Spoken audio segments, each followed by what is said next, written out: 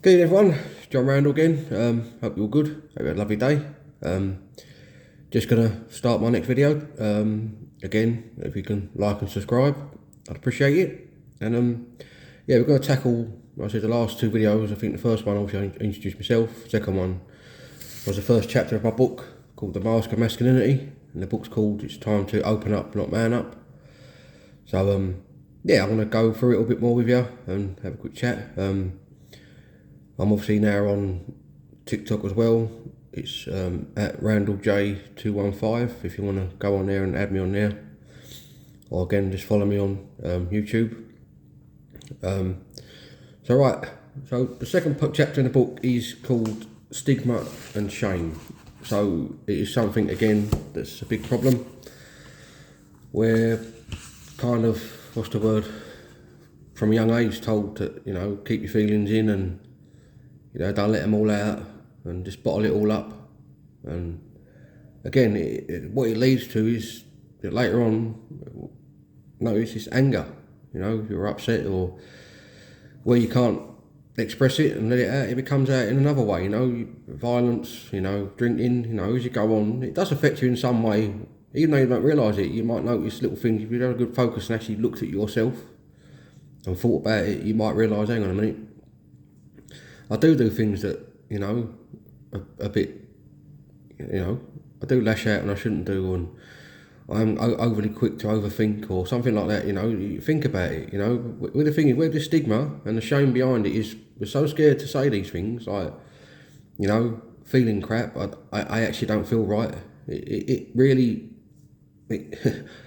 over time, it manifests in ways that you don't realise, but it's from being a young man, not being able to, tell your mum and dad. I mean, I had a good relationship with my mum. I had, like, my sisters and all. It's quite easy to talk to. But it's just, it's trying to being comfortable to do it. That's the hardest thing, because men, we're not comfortable. Like, no man's comfortable sitting there saying, look, something ain't right, I ain't feeling right, or I'm thinking about stuff that I shouldn't think about, and, it is really hard, but it's not as hard as you think once you open up and say it. But it is, the stigma attached to it has created a fear of us actually saying anything. So, and it does manifest and it does come out, until you go through therapy and go through things, you start noticing things like, oh yeah, I do that. So me, like I've said on a previous video, I used to lash out quick. If I knew, like, a lot of people come to me and talk to me, I'm one of them people, I listen to anyone, I help anyone. But if you were someone that was trying to find out something about me and I knew that you had told me something, I'll fire back at you, and that's not right. And that's something that's with me, is I cannot tell you what's really going on. So I've got to do something. And, with society now, like, from the generations back, this was all like, I grew up in the East End, as I've mentioned before. A sort of puff out your chest, be a proper geezer sort of thing. Geezers don't talk about things like that.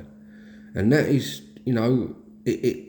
it's a generational thing. We don't talk to our wife about our feelings or about not being happy. All these things, all we do is silly things, sometimes we'll just get the ump you for no reason, won't talk to you. Again, that's because we feel scared and probably shamed in actually saying, look, I'm not happy. I'm not happy working at that job. I actually want to do this. I actually want to do something different. Our relationship's getting a bit cold, and I'm getting a little bit bored with it, and there's no shame in this opening up, talking about it, but because these things attached to it, it's so hard to break, and we've got to start breaking it. And it has started. There's a lot of things out there. A lot of people are starting to open up and talk about it, and I'm so happy to see it, and it's good. But we're still losing so many men, like, to suicide, and so many people are just taking another option of running and leaving a relationship, or just, running away from everything, because it gets too hard. It does get hard, and I know it's hard. It's been hard for me. I mean, I was on my own. I actually stayed in a room. I came out of the mental hospital, into a room. I was lucky to even get a room, to be honest with you, and I got a room, and then that room was just me in this room. No kids, no wife, none of the things that I normally had. And I had a massive battle. I'm telling you now, it was bloody hard. It weren't for, like, my sisters and my family and my close friends. I was battling, and then my kids really, they stepped up so massively to get me through it. But ultimately, it started with me. I had to look at me and go, right, what am I going to do? No, I need to find out what's going on with me. I need to address what's going on with me, and I need to start talking about how I feel. What's bothering me? What's bugging me?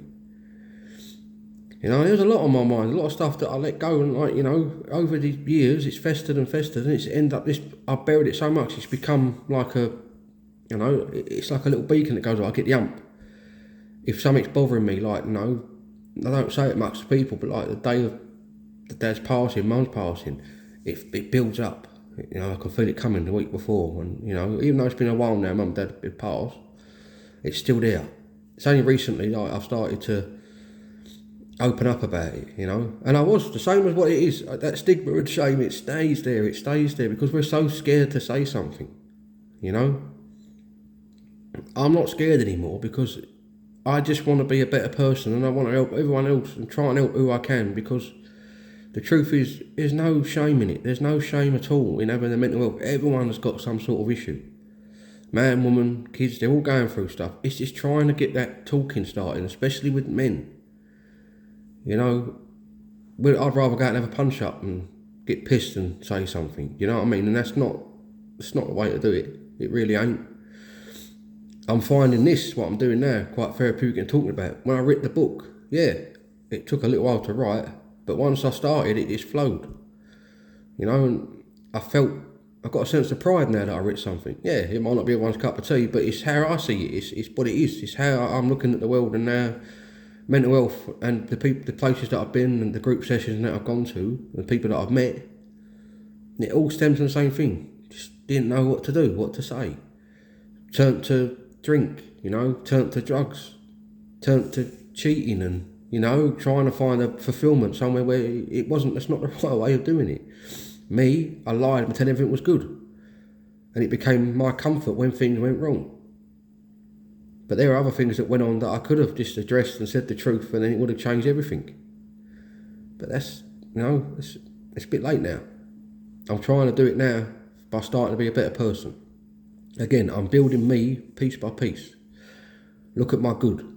No, I ain't got no shame. I am annoyed with the stigma attached to this men. Men have got to be men, you know, work out, you know, brush it off, get on with it. Let's not sugarcoat it no more. It's got to be what it is. Listen, there's no harm in opening up and saying how you feel. You know, it's the same like the chapters of kind of similar, masculinity. They all come back to like being a certain way, stigma and shame. All scared of showing I've got to be a man. The stigma and shame, I can't say that about it because people are going to think I'm silly, or people are going to put me in a nut house and all that. That's the common thing to say. But back in the day, that was the way you got dealt with it. You got taken away somewhere. People thought it was something the matter with you.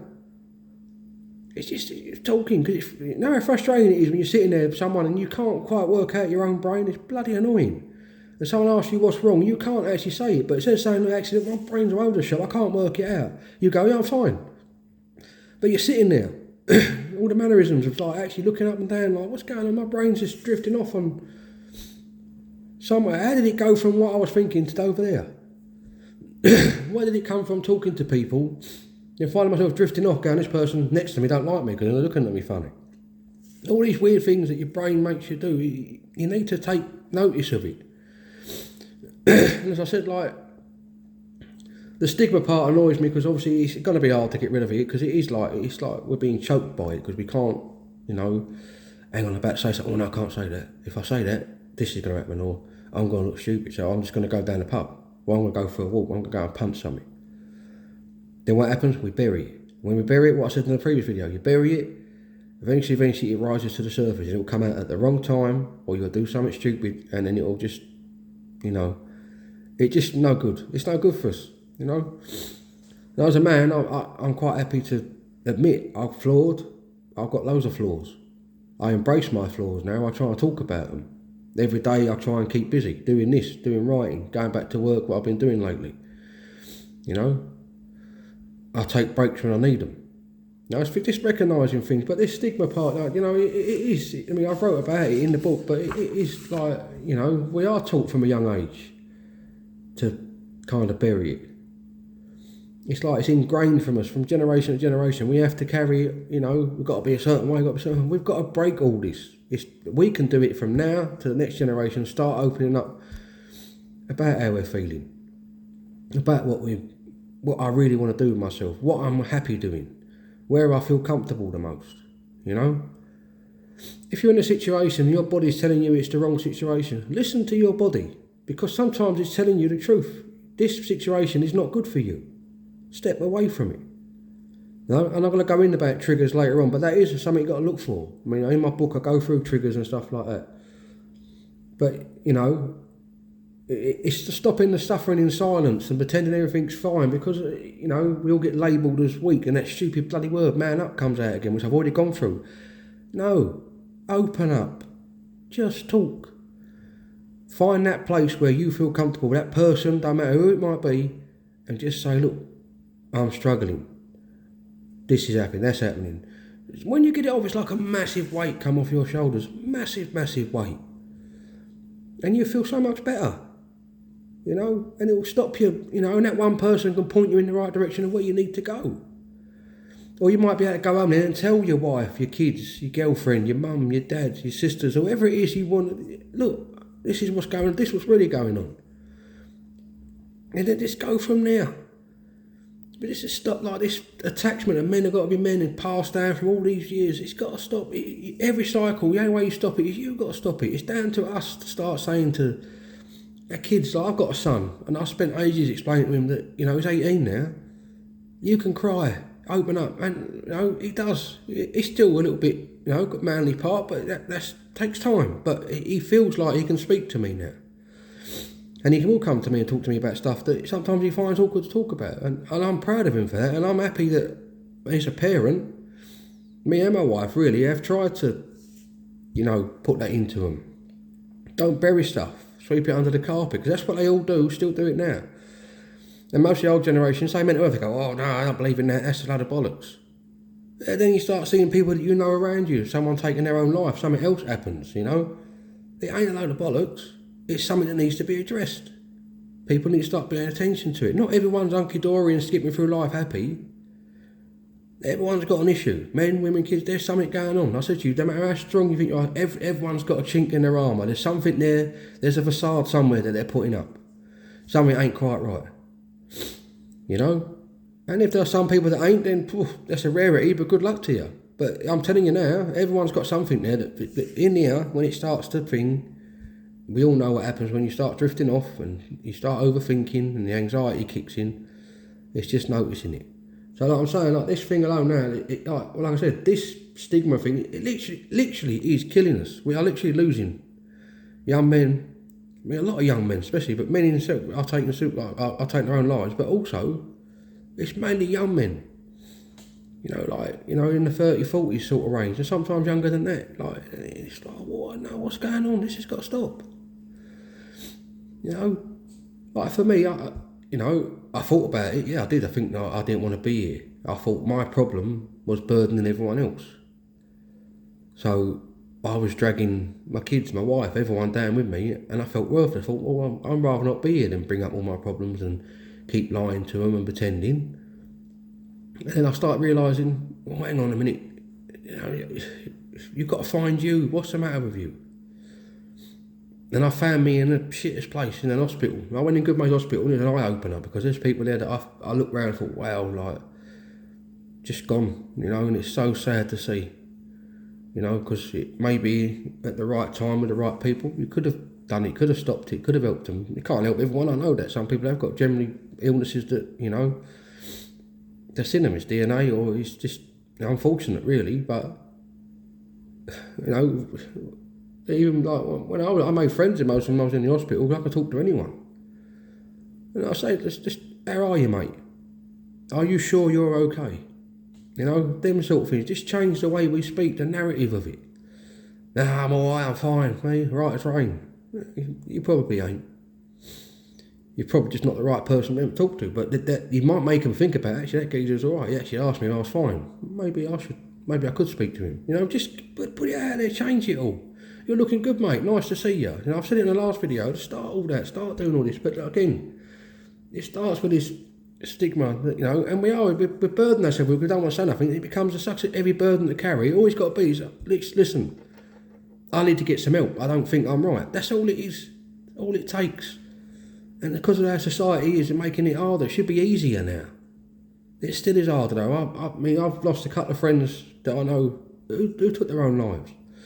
Again, you can't help everyone, but the reasons behind it was like, wow, like, you know, if only like, you know, it shouldn't be that hard. It shouldn't. I know it sounds old when we say it shouldn't be that hard, but we're making it so difficult for men to talk about it. You know, you see kids losing their dads. You know, you sit there and it breaks your heart. It breaks my heart because I thought about that not being here, and it was them two kids, my beautiful daughter and son, that I sat there and thought, like, hang on a minute, and it was a battle. And it bloody hurt. You know, it bloody hurt massively to think that I even thought about it. But no, just imagine being there, that person actually generally thinking, no, I can't do this. And all because of this fucking stigma and shame and all this, you know, feeling like I can't say nothing. I can't open it up. It's got to stop. You know, I generally, like, I'm really, it hits me there because I've lost friends and I've seen people and I've heard all the stories about other people that lost people. It breaks my heart to think that you're in that place alone and you think, no, what, I've got to go. No. You know, you're more needed here than you realise.